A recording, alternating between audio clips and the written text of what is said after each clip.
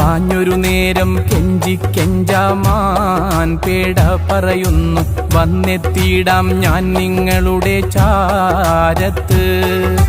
പാല് കുടിക്കാൻ കാത്തിരിക്കുന്ന മക്കൾ എനിക്കുണ്ട്, പാല് കൊടുത്ത് തിരിച്ചെത്തിയിടാം ഹാജത്ത്.